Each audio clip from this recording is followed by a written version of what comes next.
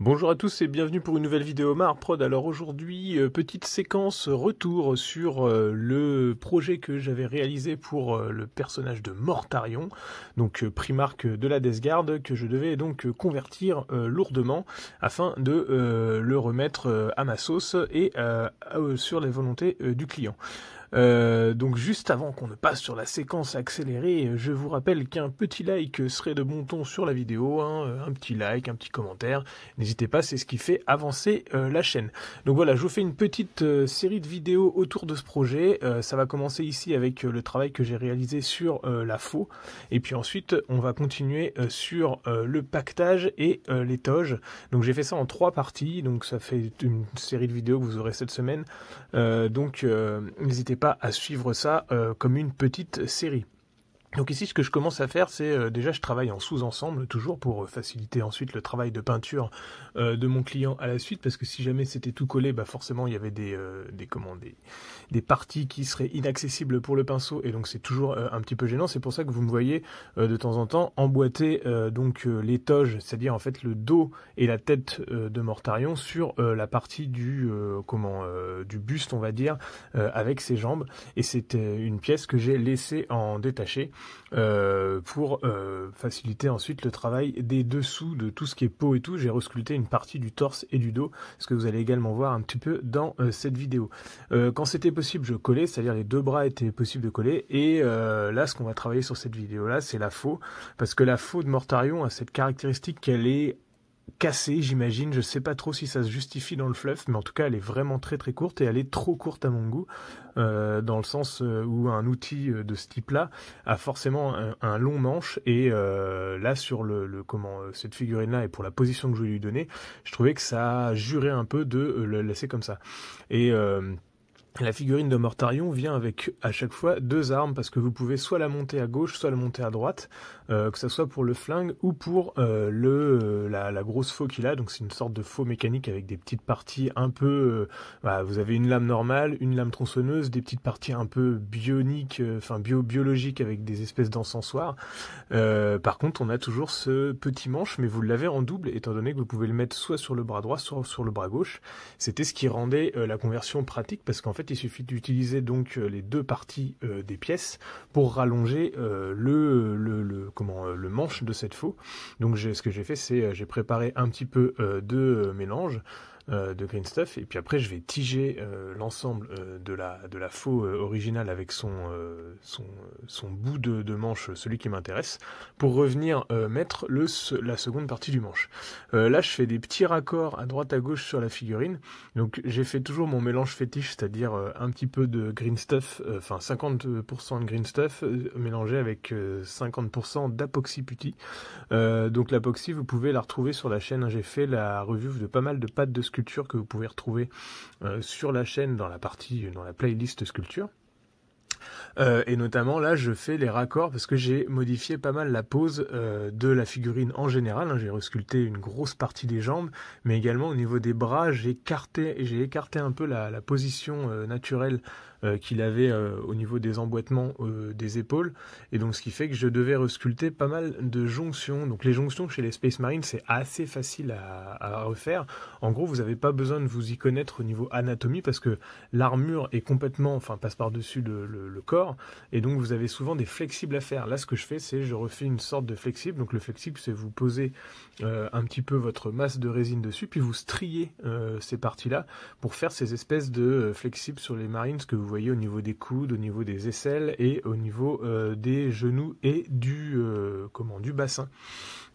Et ensuite, je viens resculpter par-dessus une petite plaque d'armure qui correspond à ce qui pourrait ressembler à une sous-épaulière en dessous de l'épaulière principale. Donc là, c'est ce que je vous disais au niveau de la faux.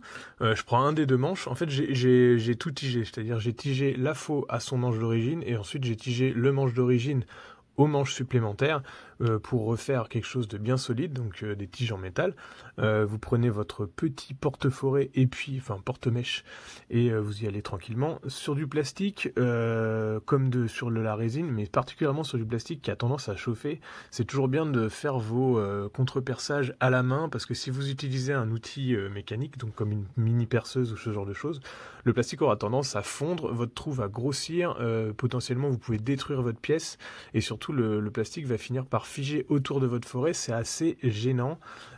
C'est à employer sur des petites pièces. Par exemple, si vous êtes assez assuré pour percer à la chaîne du bolter, vous pouvez utiliser une perceuse mécanique en faisant attention à ne pas détruire le bout de votre fusil. Mais sur des longs manches comme ça, où il convient de percer donc en profondeur pour mettre la tige assez profonde et avoir quelque chose de bien solide, je vous conseille de le faire à la main. Et si vous vous décalez, c'est pas très grave. Si vous traversez le truc, vous arrêtez, vous collez bien votre pièce de chaque côté, puis sur une faux nurgle comme ça, il y a moyen de refaire des petits raccords de résine. Ce que j'ai d'ailleurs fait, c'est qu'au niveau des 2 manches que j'ai raccordées, j'ai ensuite resculpté une partie entière pour retrouver la sculpture d'origine, c'est-à-dire on a une sorte de manche qui ressemble un peu à un bois déjà un peu muté, mais avec des pics dessus, vraiment des grosses circonvolutions de sculpture. Il est très épineux comme manche, et donc j'ai retrouvé la sculpture d'origine et j'ai relissé tout ça pour reprendre la jonction au niveau de ce que j'ai percé et remettre dessus de la green stuff. Donc petite perce, je vous conseille d'utiliser des bons forêts pour ça. N'achetez pas des forêts du commerce qui sont de mauvaise qualité, parce que vous verrez vraiment la différence entre des bons forêts de marque. Je vais pas vous conseiller de marque parce qu'il y en a plein de différentes, mais en tout cas demandez-moi en commentaire et je vous répondrai pour les marques que moi je prends, qui sont des marques de modélisme professionnel, et du coup ça va vous permettre d'avoir un plus grand confort au niveau de votre perçage. Donc là, je vérifie si ça tient. Le principe de la conversion, c'est donc de rallonger le manche. Là, c'est ce que vous voyez, je suis en train donc de faire le raccord au niveau de la tige que j'ai placée. La main est déjà placée. Et l'idée, c'est de vérifier si ça peut passer, parce qu'en fait, il va y avoir pas mal de toges sur cette figurine, des grands pans de cap qui pendent derrière, et il faut que la longueur du manche épouse un petit peu la position dans le dos. Et de toute façon, ce manche de faux est assez tordu de base, donc j'ai continué un peu sur le même principe en tordant un peu le manche pour que ça puisse bien passer. Et le principe de la conversion aussi était également de renverser la position de la lame qui normalement est dressée vers le haut, et moi je trouvais plus intéressant de la mettre vers le bas au niveau de la dynamique de la position générale. Donc là, vous me voyez placer de la green stuff. L'idée, c'est de faire votre petit boudin de green stuff et puis de l'enrouler autour de votre pièce de métal qui correspond donc à la tige de contre-perçage. Si jamais vous avez des soucis au niveau de la tenue en place, n'hésitez pas à mettre une fine gouttelette de colle cyano pour que votre partie de pâte de sculpture fixe bien à ce que vous voulez sculpter. Une fois que c'est bien enroulé, vous faites directement dans le frais la resculpture pour retrouver le lissage et revenir épouser le plastique d'origine. Donc là, je vérifie plusieurs fois si ça tombe bien par rapport à ce que je pense, et puis ensuite je fixe en place pour que la faux soit bien dans la position qui m'intéresse, avec un petit peu d'accélérateur. Donc vous voyez, normalement, on a vraiment un manche très très très court qui aurait terminé juste après la main.